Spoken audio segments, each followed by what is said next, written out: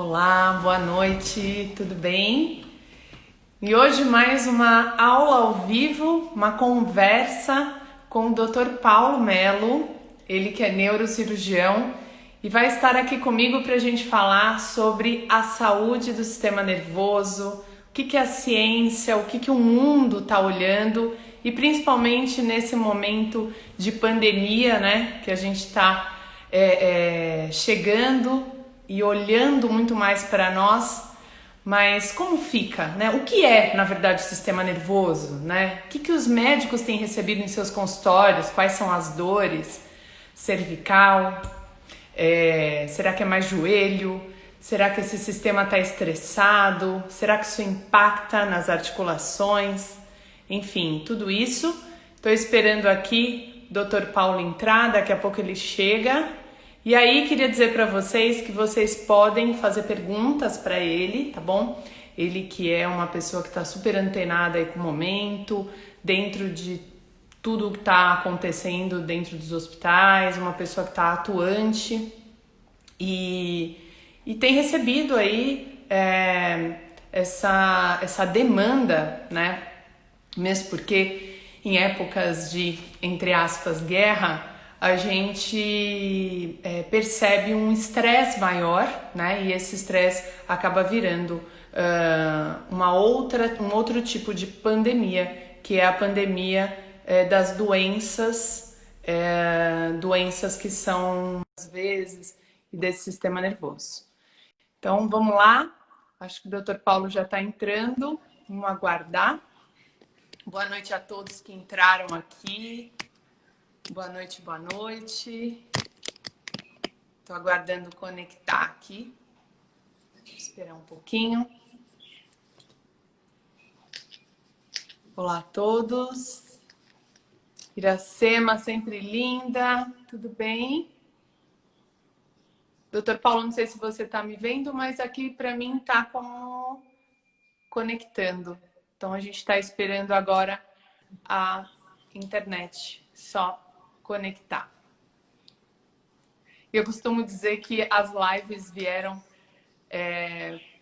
para nos ensinar várias coisas, né? Primeiro, a conexão aí do mundo em tempo real, né? A gente conectado a muitas pessoas. E algumas delas também nos ensinam a gente ter paciência, tranquilidade, porque nem sempre a gente consegue entrar rapidamente. Olá, doutor Paulo, tudo Tudo bem? bem, Jô? Tudo jóia? Tudo jóia, seja bem-vindo aqui ao meu Obrigado, é um canal. prazer estar aqui com você, viu? Que bom, que bom.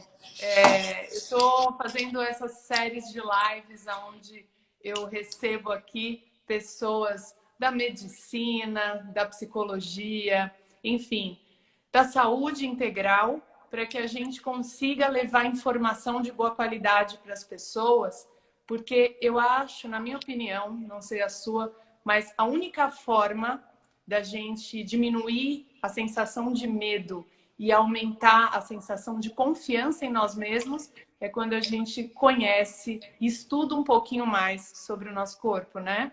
Boa noite para você, muito Boa obrigada. noite. Boa noite, Jô. Muito obrigado aí pela oportunidade. Eu acho que você está correta. Basta a gente se lembrar de um dos grandes ditados, né? Que o ser humano tem medo do desconhecido. Então, obviamente, o inverso é verdadeiro. Então, tudo que a gente conhece bem, a gente não só não tem medo, como a gente confia, né? Exato. E esse caminho que você está trilhando aqui no Brasil é muito importante, porque não existe essa questão de eu vou operar a coluna, eu vou operar o cérebro, eu vou operar a barriga, porque o corpo humano ele é constituído por uma série de sistemas, mas esses sistemas eles não são estanques, eles são interligados. Então, obviamente, uma intervenção em um causa repercussão nos demais. Assim como uma intervenção mais global tem a capacidade de ter influência em todos os órgãos e sistemas. Muito bom. E a gente está falando aqui com um neurocirurgião, né? E antes da gente começar a nossa discussão, falar de lifestyle, como não chegar a precisar de uma neurocirurgia, enfim, acho que vale a pena a gente esclarecer um pouquinho sobre o sistema nervoso. né? Fala um pouquinho pra gente quais são aí as grandes funções do sistema nervoso, os impactos que isso geram na qualidade de vida mesmo das pessoas. Olha, Ju, o sistema nervoso está envolvido em praticamente toda a sua vida cotidiana. Então ele se divide, grosso modo, em sistema nervoso autônomo, que é aquele que funciona independente da nossa vontade, e o sistema nervoso central e periférico, como a gente geralmente conhece, né? Então, o sistema nervoso autônomo, autonômico, é aquele que regula o batimento cardíaco, que regula o ritmo respiratório. Então, por exemplo, você é educadora física, como é que isso funciona? Se eu começo a correr, então meu nível de oxigênio muda, meu nível de gás carbônico muda, isso é captado por receptores, e sem eu precisar ter consciência disso necessariamente, o meu ritmo respiratório muda. Então, se eu não tenho consciência disso, eu vou estar funcionando como os americanos falam, no modo beast, no modo animal. É diferente de quando você tem consciência disso, porque aí você assume o controle. Aqui a gente pode traduzir para modo besta, não tem problema, né? E aí o que a gente faz, né? A gente, quando toma consciência disso, a gente utiliza o grande diferencial que é da espécie humana, que é o córtex cerebral, para assumir o controle disso e tentar modular esse ritmo respiratório. Que é o que vocês, educadores físicos, vivem falando: olha, respira direito, está respirando pela boca, inspira pelo nariz, vamos pôr ritmo nisso aí. E a repercussão disso no organismo durante uma prática física, por exemplo, é imediata, né? Então, isso é uma das funções do sistema nervoso, né? Mas existem outras. A visão é uma função. A memória, a audição, o tato, o olfato, a força muscular, a coordenação motora. E aí, além de tudo isso, a integração entre essas coisas. Então eu não preciso pensar: nossa, a frigideira está quente, quando eu encosto a mão nela. Antes de eu me dar conta que ela está quente, eu já tirei a mão como um ato meio que reflexo, não é? Eu não preciso pensar: eu vou ouvir tal música, eu vou lembrar de uma pessoa. Não, é automático, isso vem, assim como o olfato, assim como às vezes algum paladar. Então o sistema nervoso está envolvido desde regulação de funções vitais, fundamentais para a sobrevivência, até atividades mais complexas, elaboração de textos, leituras, poemas, poesias, músicas, enfim, uma série de coisas. Então o sistema que mais diferencia o ser humano das outras espécies animais. Sim. E o interessante é que a desregulação desse sistema, se é que a gente pode dizer assim, né? Apesar de que todas as doenças são, de certa forma, uma desregulação, né? Basta você buscar a autorregulação. A gente percebe que o sistema nervoso, ele tem uma ligação muito grande com as emoções, com o estresse também, né? E isso pode ser algo, e normalmente não é algo que acontece da noite para o dia. O Nuno Cobra costuma dizer que uma doença, ela precisa ser muito conquistada, né? Todos os dias lá conquistando, né, as doenças para que exista um rompimento. Então, queria saber de você esse estresse, né? E acho que é algo que não tem a ver só com a pandemia, acho que a gente já vinha, né? Com todas as questões de ansiedade, depressão, medo. Então, isso tudo vem agravando, isso tem aumentado as doenças ligadas ao sistema nervoso. É isso? É isso, mas assim, não precisa ser assim, né? Isso só tem acontecido porque as pessoas elas têm pouco conhecimento e domínio sobre si próprias. Então, você pode utilizar o estresse de uma forma produtiva. E eu vou te dizer isso de uma forma pessoal. Quando eu opero um aneurisma cerebral, por exemplo, se ele rompe no momento que eu estou mexendo com ele, sangra 1,5 litro por minuto. Ou seja, em 2 minutos o indivíduo morre. Bom, eu tenho duas formas de encarar isso. Ou eu me estresso e me desespero, e aí é que eu não consigo fazer nada. Porque parece que 2 minutos é muito pouco tempo, né? Para eu corrigir a origem do sangramento. Aí o que acontece? Eu começo a tremer, eu fico querendo chamar minha mãe, eu fico desesperado, com medo das consequências disso, ou eu posso escolher, optar por aproveitar os efeitos da adrenalina, que é liberada durante o estresse, ao meu favor. Então, o que a adrenalina faz? Ela aguça a minha visão, ela aguça a minha audição, ela aumenta a minha força e a minha precisão de movimentos, e o principal, ela muda a minha percepção de tempo. Então, enquanto eu estou estressado porque eu estou tendo hemorragia maciça no intraoperatório, aqueles 2 minutos para mim parecem uma vida. E aí, vou transferir isso para um exemplo da tua prática, para o telespectador talvez ter uma facilidade maior. Bom, eu tenho 2 minutos para fazer parar de sangrar um negócio. O que eu preciso fazer nesses 2 minutos? Eu preciso me mover alguns milímetros e controlar a hemorragia. Bom, tem gente que corre 400 metros em 45 segundos. Então tudo é uma questão de percepção, né? E de você se deixar levar pela emoção. Se você não conhece, você é tomado de assalto por aquilo, né? Mas se você consegue reconhecer os sinais, né? O seu autoconhecimento te leva, opa, estou ficando estressado. Você consegue usar isso a seu favor. A gente estava conversando sobre um curso de pós-graduação que eu fiz em Harvard, e uma das aulas que a gente teve lá foi justamente, um dos módulos, foi justamente sobre liderança de equipes de alto rendimento, né?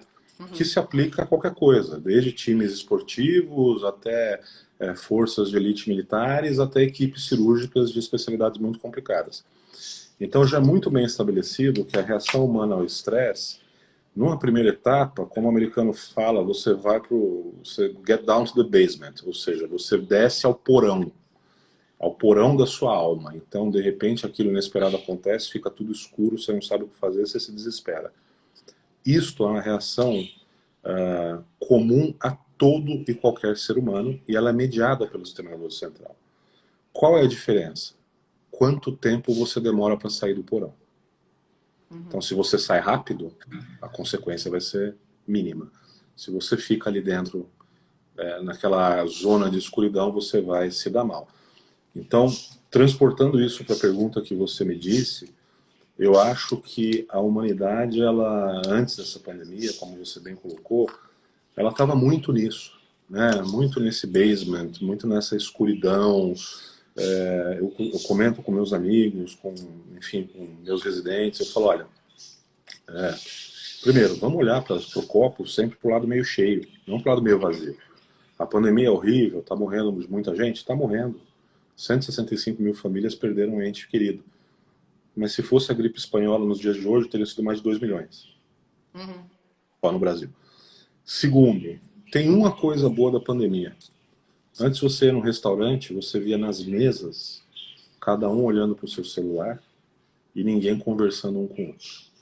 Hoje em dia, mesmo todo mundo usando máscara, restaurante fechando mais cedo, observe, você vai e observa nas mesas, não tem quase ninguém no celular. Tá todo mundo olhando, interagindo, conversando cara a cara, não é?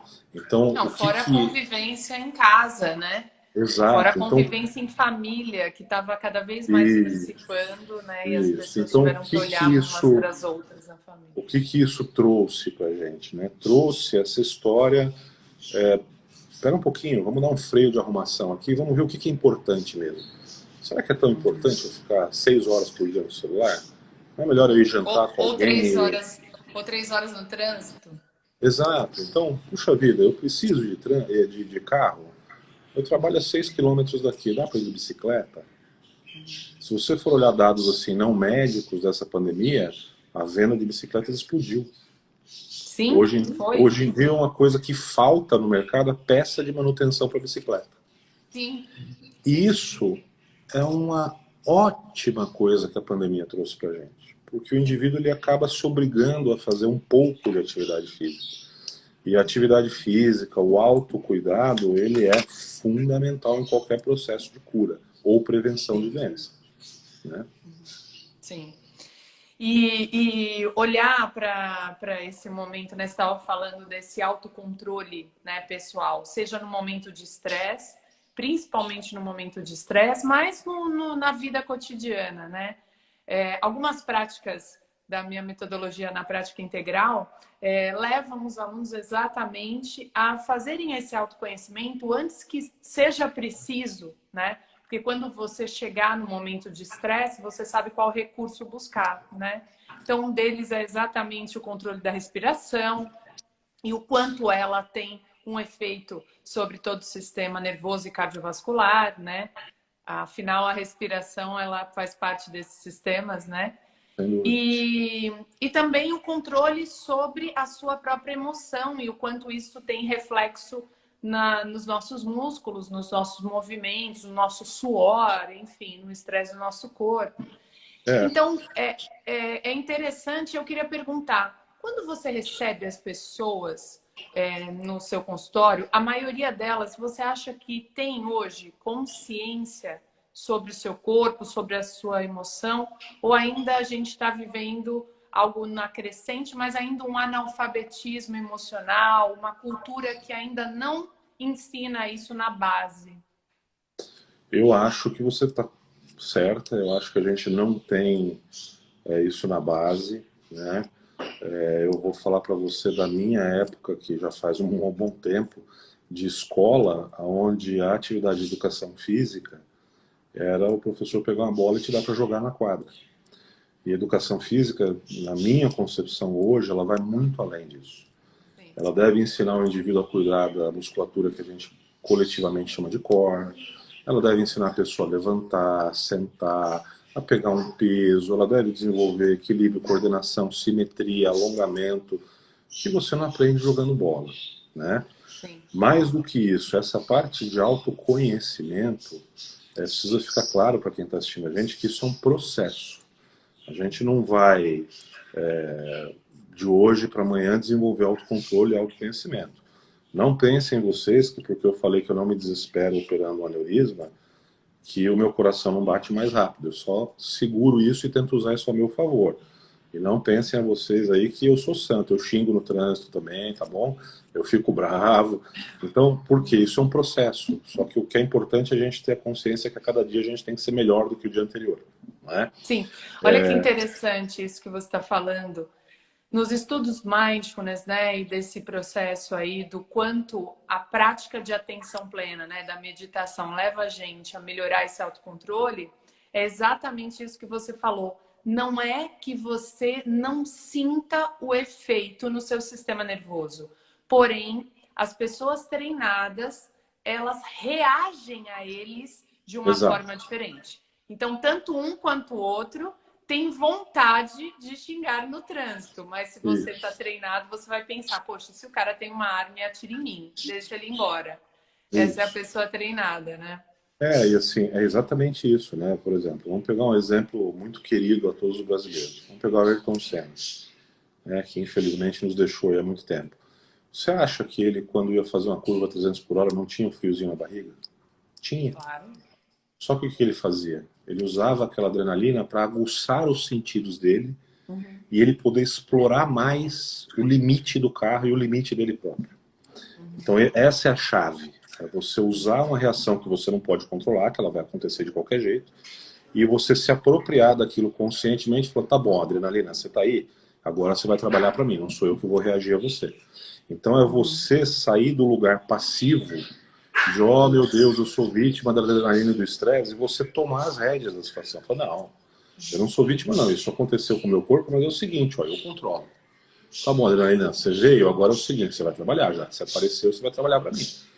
Então isso, eu costumo dizer que quando você toma consciência disso, se você já chegou numa etapa onde você está doente por alguma coisa, você toma as rédeas do seu tratamento.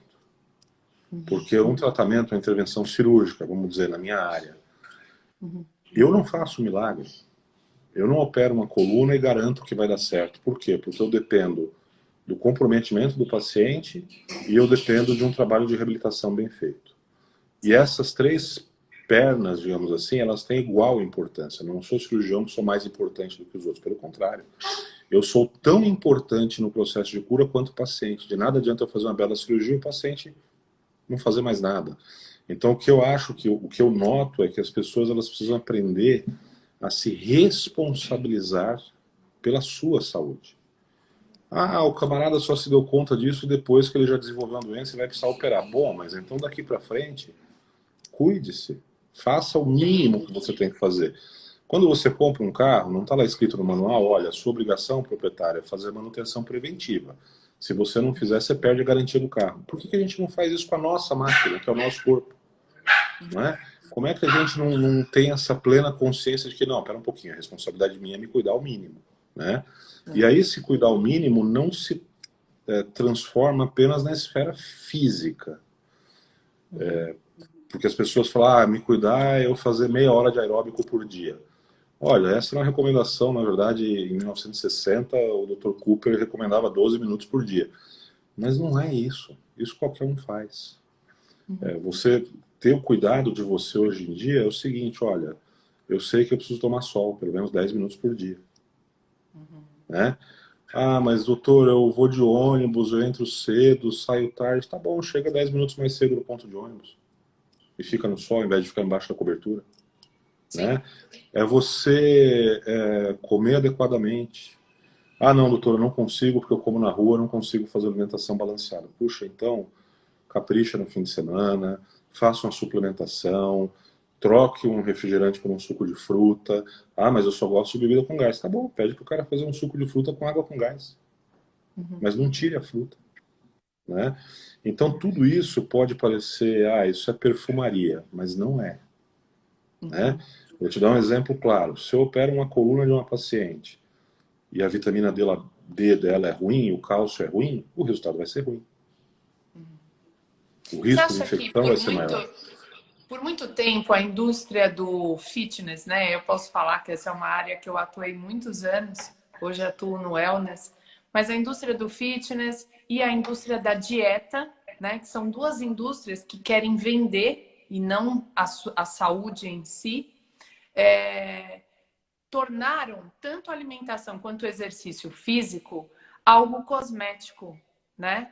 Algo para ser uma pessoa mais bonita, né, mais apresentável, mas existe algo por trás de tudo isso, né? Que eu acho que existe um resgate, e isso é um problema até com relação, e sofri muito na pandemia com relação a isso, que o nosso governo não vê, por exemplo, a área de atividade física nesse momento como uma área imprescindível para a saúde. E a gente sabe que os agravamentos do Covid têm como uma das causas principais a obesidade, né? E as pessoas ficando em casa sem conseguir se movimentar muito, isso só vai aumentando e é crônico, né, doutor? Porque o metabolismo ele vai ter uma repercussão aí nos próximos meses, global, provavelmente, né? Então... Ju, o que eu te digo é que, assim, eu concordo com praticamente tudo que você falou. Exceto quando você fala, o governo não reconhece. De forma geral, sim. Mas eu ouvi uma pessoa falar nesse tempo todo que, o pessoal precisa sair de casa, precisa fazer atividade física, não sei o quê. Que foi o Bolsonaro. Gostem ou não gostem dele, ele lá atrás, pode procurar no Google, dizia, olha, puxa vida, imagina, doença que se transmite aí, que ataca o pulmão, como é que manda todo mundo ficar em casa? Tem que sair de casa, vai para ar livre, vai dar uma caminhada, vai dar uma pedalada, vai não sei o quê.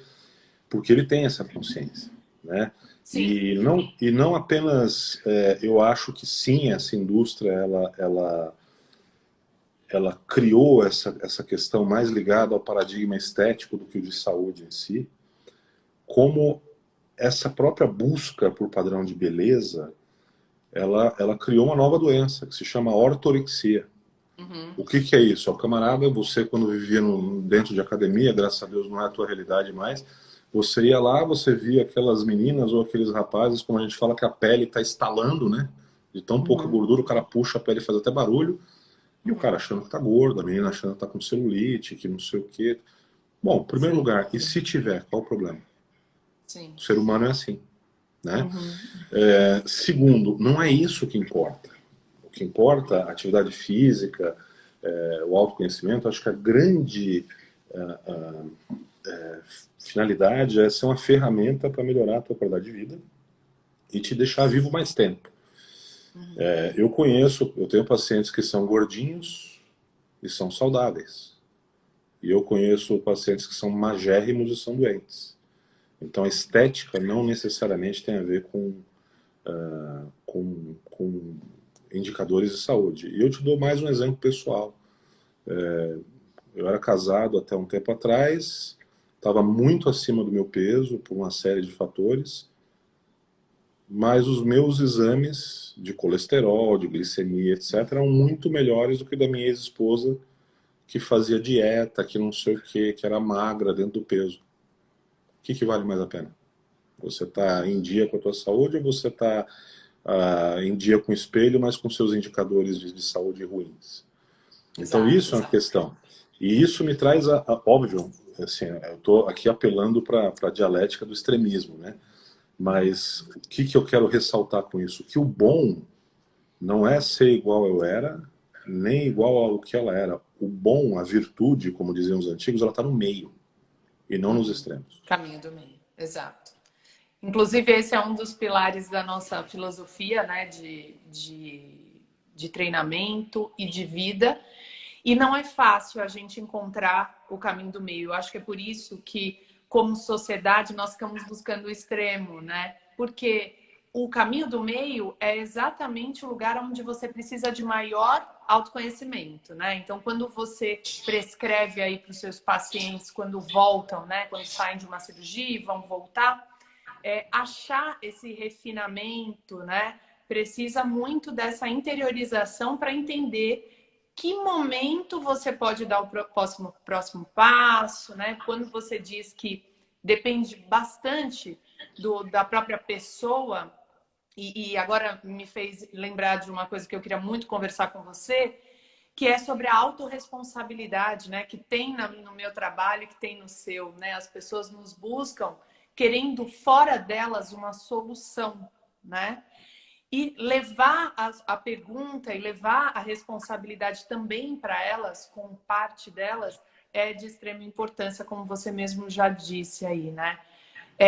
Você acha que hoje, por exemplo, a história da vacina, né? Que está todo mundo aguardando aí a tal da vacina, que também é tentar uma solução fora e não ir buscar esse fortalecimento desse sistema aí para lidar com um vírus. Você vê isso no dia a dia? Você concorda com isso? Que Concordo, é buscar o mais fácil, a pílula mágica? concordo. As pessoas querem a pílula mágica, exatamente esse o termo.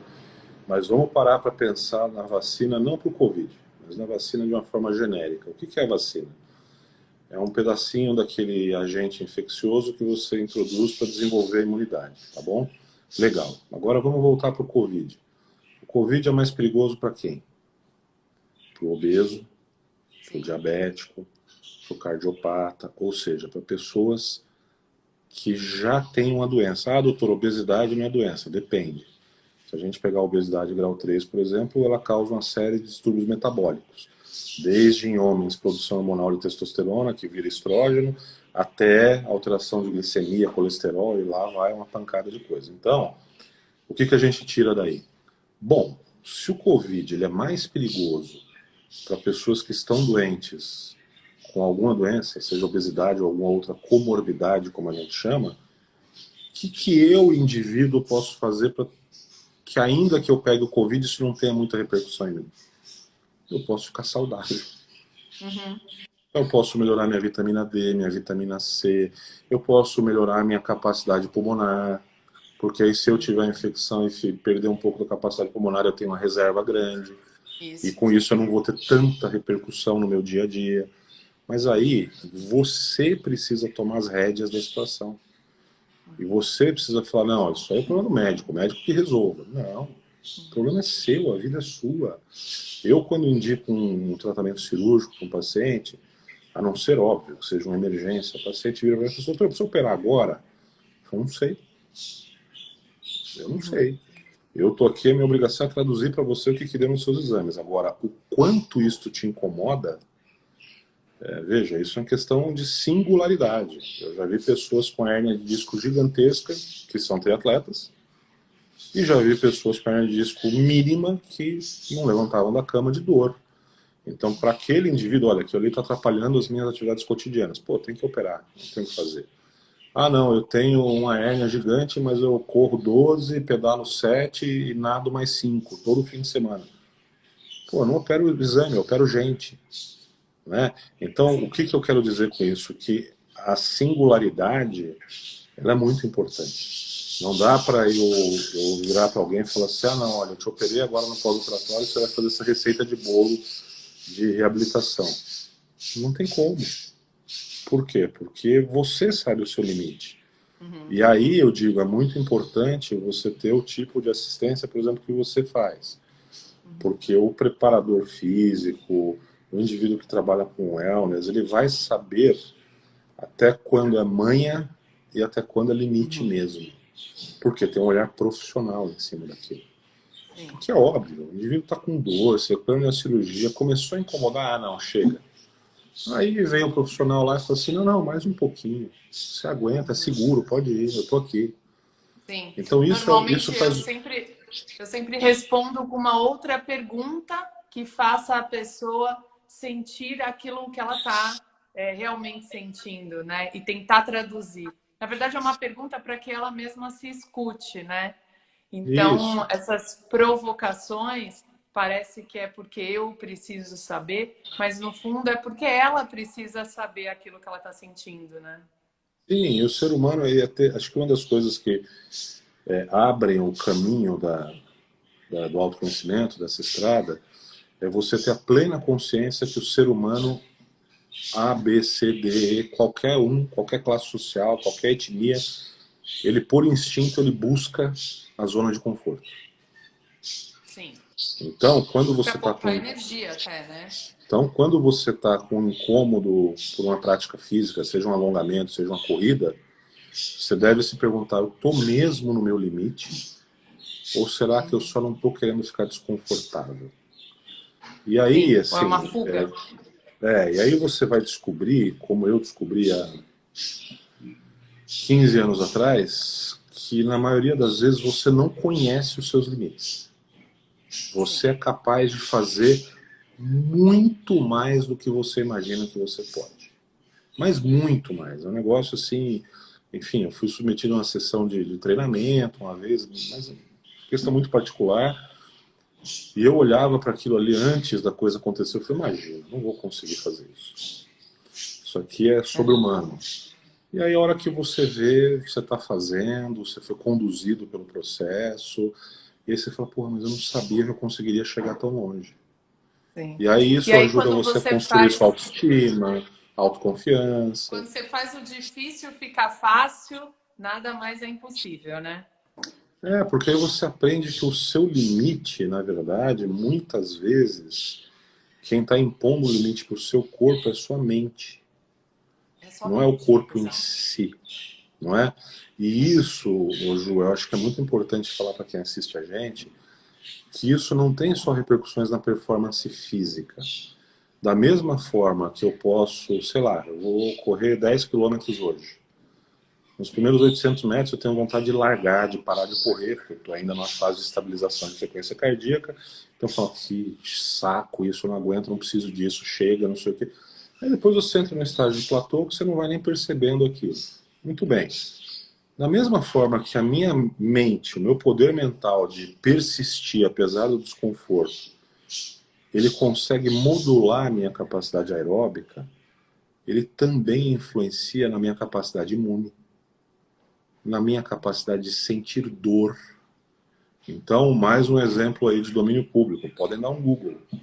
Quantas pessoas já não têm na cabeça a imagem daqueles camaradas de trajes laranja, com a cabeça raspada, andando numa passarela de carvão em brasa e sem sentir dor?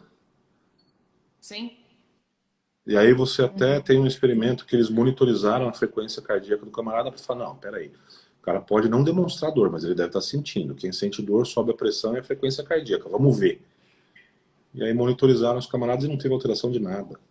Sim. Porque o cara é Ou um super-homem. mesmo, ou mesmo em atividades, né? E a gente costuma brincar bastante disso no parque, em exercícios de equilíbrio, né? Que no começo as pessoas não conseguem ficar em equilíbrio, e aí a gente vai colocando elas em desafios um pouquinho mais altos, né? Até que coloca 1 metro, 1,5 metro, 2.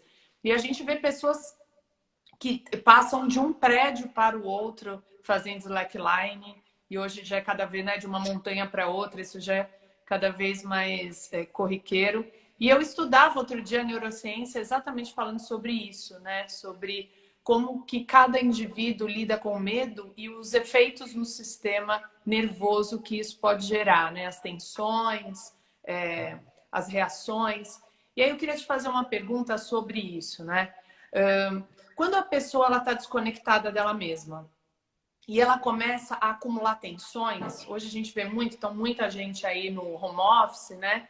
E aí ela tá lá naquela posição, tal, ela começa a trazer, aquilo começa a irritar uma reunião, tal, ela começa a trazer aquela tensão cervical, né? Aquilo que ela faz inconsciente que vem do pensamento, vem da emoção.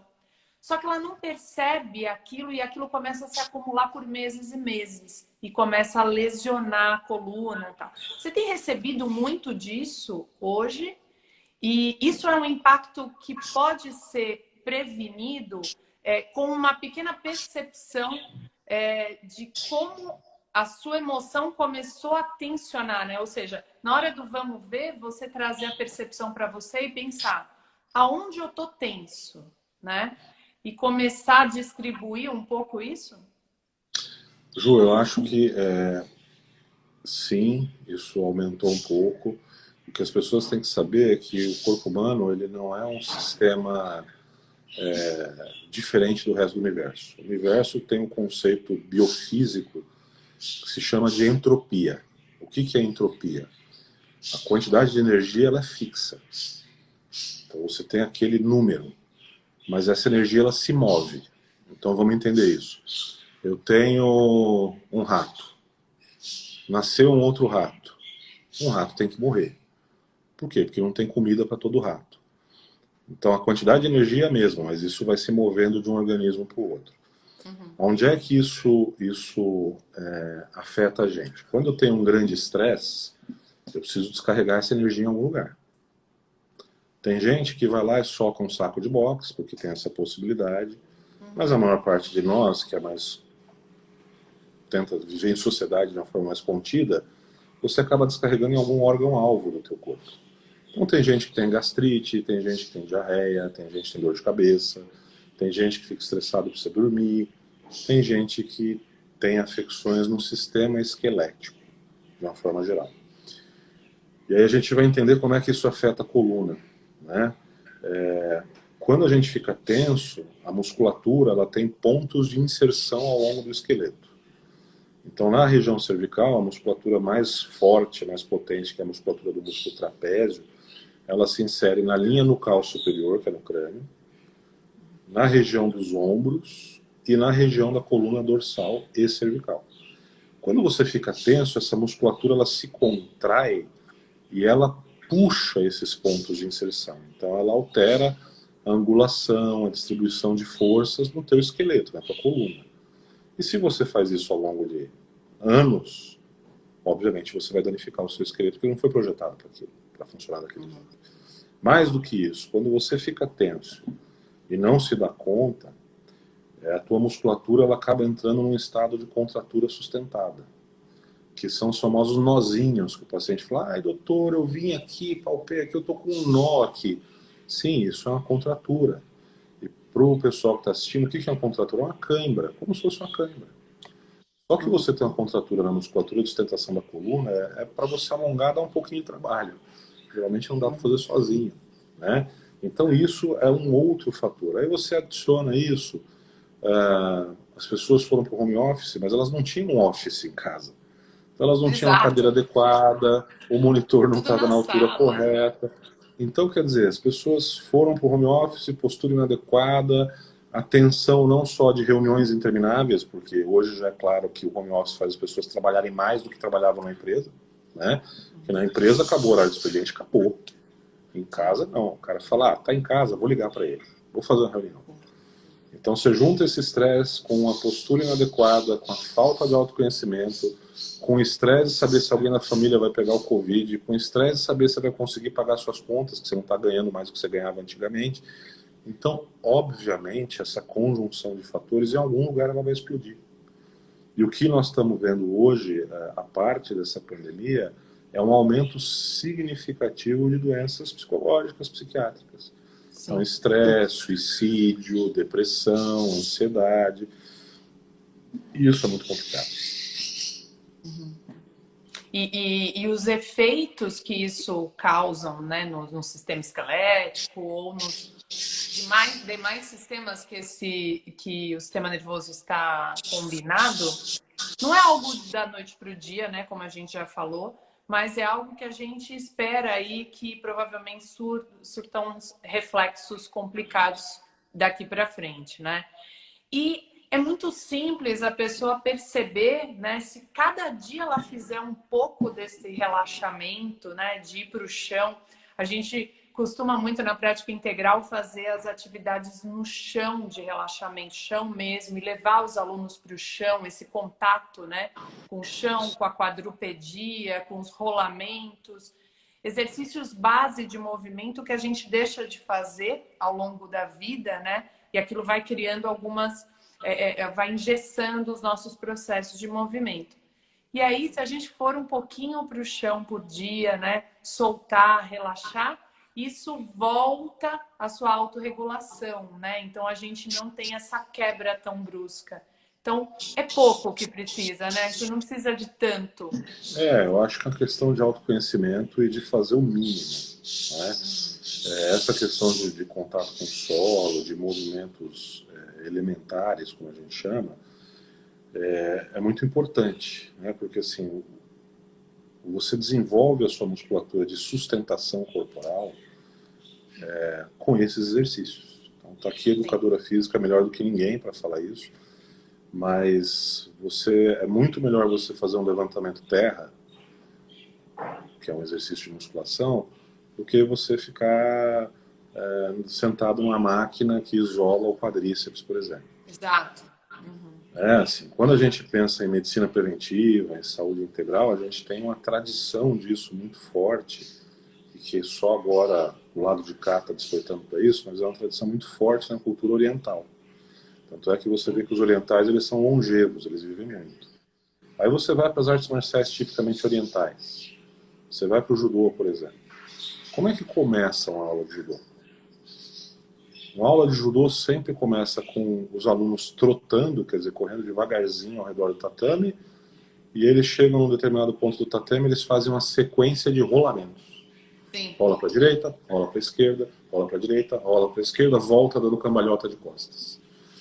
Então isso, assim, quando você é criança e você vai para o judô, você acha só divertido, mas você não entende o que tem por trás daquilo. Sim. Aí hoje você olha e fala assim, não, pera um pouquinho. O camarada com isso, ele está me fazendo inconscientemente alongar e aumentar a minha amplitude de movimento. Porque a hora que eu for aplicar um golpe, eu preciso de uma amplitude de movimento grande, eu não posso estar travado, amarrado, porque aqui o que importa não é força, é jeito. E é como quase tudo na vida, o que importa não é força, é jeito. Às vezes você fica brigando muito por uma coisa, que se você deixasse fluir aconteceria de outra forma. Exato. Né? E é esse conceito, essa questão fluida das coisas, é uma coisa que se aplica em qualquer segmento da vida, não só físico. Eu, nesse curso de pós-graduação, tive um camarada brilhante, de 38 anos, que ele tinha mais de 3.000 patentes na área médica. E aí, a certa altura, eu falei para ele, Jeff, como é que você desenvolve uma patente? Aí ele virou para mim e falou assim, olha, quando algum médico vem me apresentar um problema, eu vou pro parque. Eu falei, pro parque? Ele falou, eu vou pro parque observar a natureza, porque a maioria dos problemas a natureza já resolveu, a gente só não enxergou. E aí ele me contou uma das patentes que ele fez, é muito interessante essa história. Ele desenvolveu uma patente para uma cola que fecha uma comunicação entre uma câmara e outra do coração por meio de um catéter introduzido na virilha. Tudo bem, cateterismo a gente faz há 200 anos, por que nunca ninguém colocou uma cola lá? Porque essa cola ela precisa ao mesmo tempo ser repelente de água, porque você vai injetar ela e o sangue vai estar rodeando ela e não pode se misturar, e ao mesmo tempo ela precisa se consolidar rápido. Aí ele falou, caramba, como é que eu vou desenvolver um negócio desse? Ele foi pro parque. Aí olha que doideira. como é que ele desenvolveu o negócio. Naquele dia, quando ele foi para o parque, começou a chover. E ele viu que tinha uma joaninha numa folha e que, apesar de estar chovendo torrencialmente, a joaninha não caía da folha. Por quê? Porque ela tinha uma substância que, ao mesmo tempo, repelia a água, mas deixava ela grudada na folha. Aí ele pegou uma amostra daquilo, foi estudar e desenvolveu a cola. Então, veja, isso tem muito do que você está falando, né? Quer dizer, vamos para o parque, vamos para a natureza, vamos ver como é que o mundo resolveu isso de alguma forma, porque a maior parte das vezes isso já está resolvido, a gente só não enxergou. A gente vê, mas não enxerga. Porque ver, todo mundo vê. É só ter olho, ter função de nervo óptico que você vê. Agora, enxergar envolve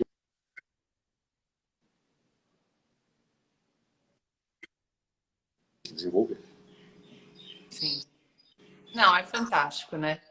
Eu tô muito curiosa, falando em natureza, o que são esses sons de pássaros? São pássaros da minha casa. Nossa, que gostoso! E de manhã É, deve ser mais ainda barulho. são os periquitos que a minha filha tem dois periquitos aqui em casa Que e eles barato! são Super cantam. eles são super quietos, mas quando eles ouvem a gente falar ou quando a gente coloca música, eles Uhum. começam a cantar. Tem Ai, algumas queria músicas sair que na eles não live. gostam. E tem algumas Muito músicas que eles bom. não gostam. Doutor, então, para fechar, eu queria, antes da gente começar a live, pessoal, a gente bateu um papo e eu falei um pouquinho, né? A gente já trocando aí as nossas experiências com a área da saúde. E eu queria um pouquinho que você contasse sobre essa experiência que você viveu em Harvard, sobre a importância do estilo de vida, né? Falasse um pouquinho sobre isso e como que isso você acredita que muda a medicina, né? A gente sabe que agora, chegando aqui no Brasil, a medicina do estilo de vida, todo mundo começa já a falar sobre isso, que é saúde de verdade, não é doença, né?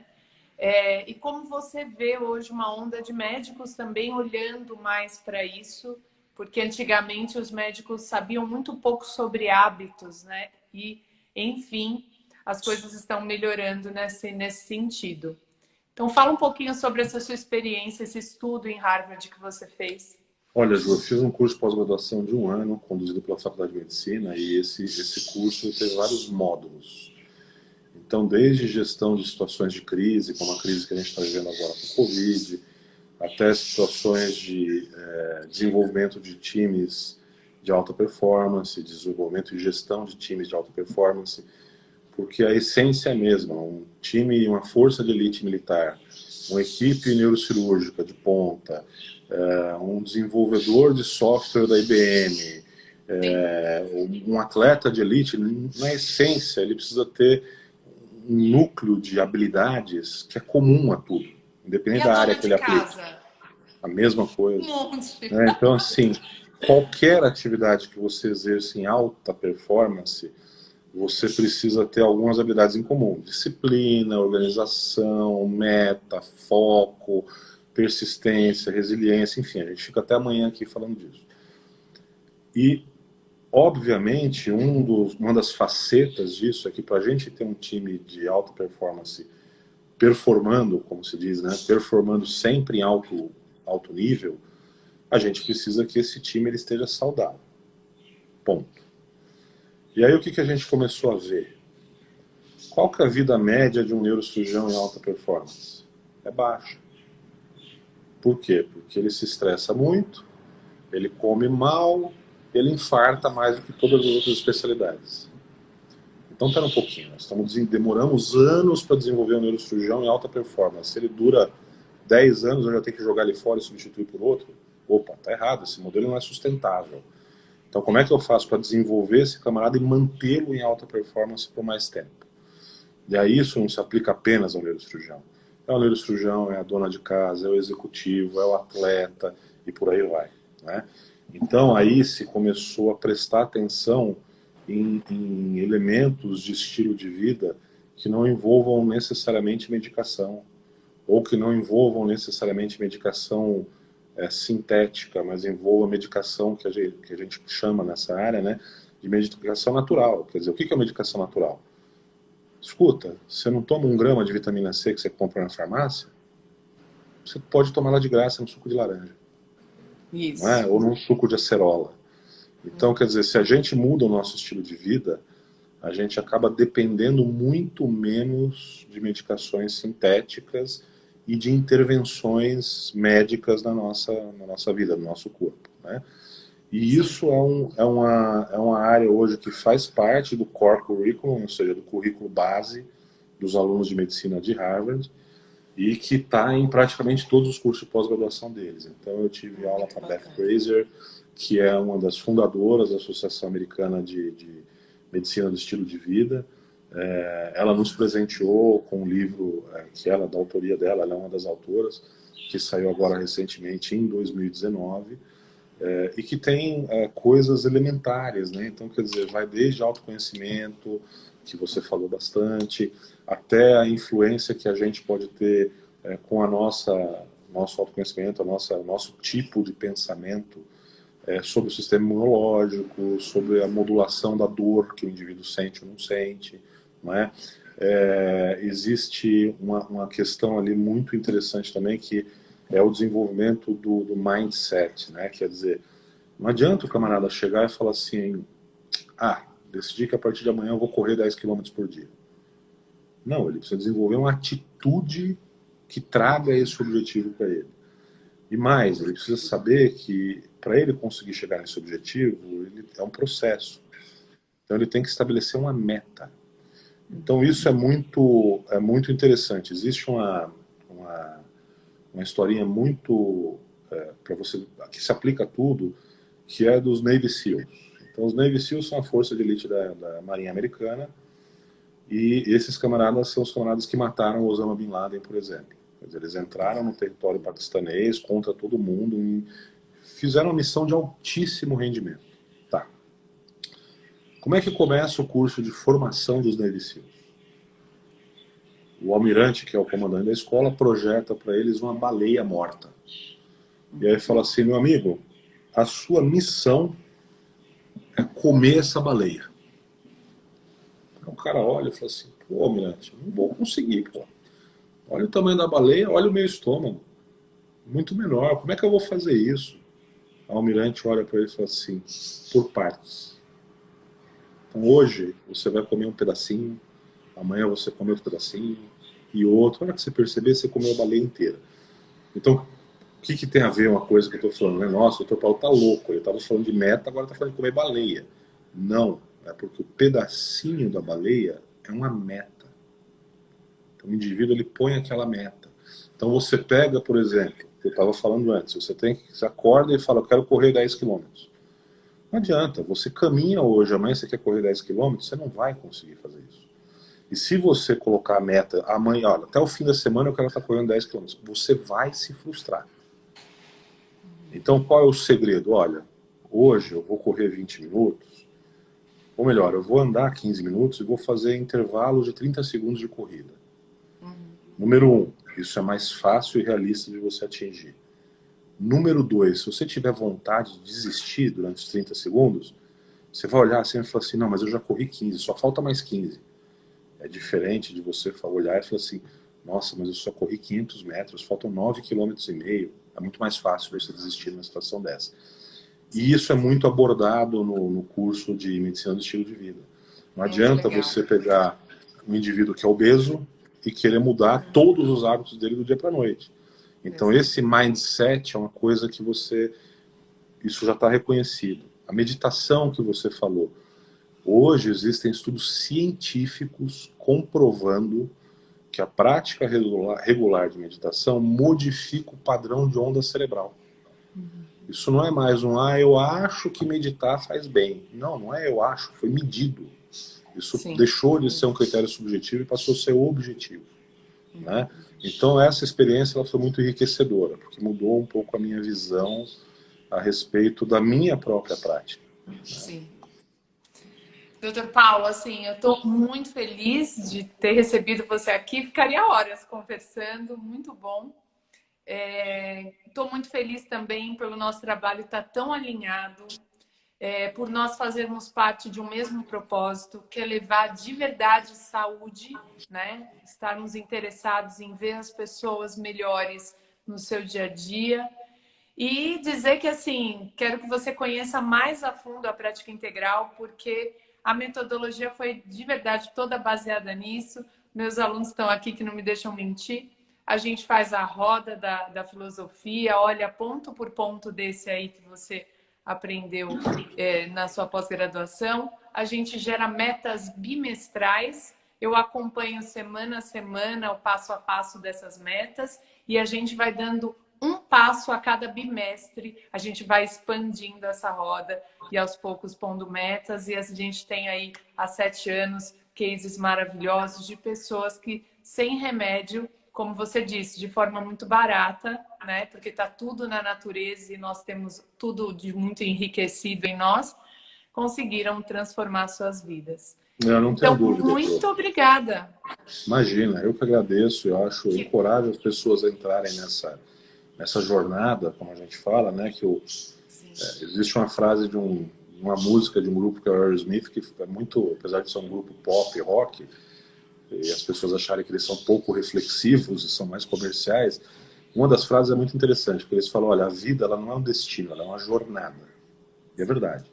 Então, acho que as pessoas têm que entrar nessa jornada, porque geralmente, você vai ver, se você chegar para esses seus alunos de 7 anos atrás e estimulá-los a olharem quem eles eram 7 anos atrás, provavelmente eles não vão se reconhecer. Falam, nossa, eu era aquilo mesmo? Olha o que eu sou hoje. E o que eu fiz? Eu comecei a caminhar no parque, comecei caminhando, tomando um solzinho, e aí o camarada olha para a saúde dele do jeito que está e do jeito que era, e ele fala, caramba. É isso mesmo. Muito obrigada. Obrigada, Gisele, que é minha aluna, é sua paciente, é uma parceira querida que nos apresentou. Um beijo grande, Gi.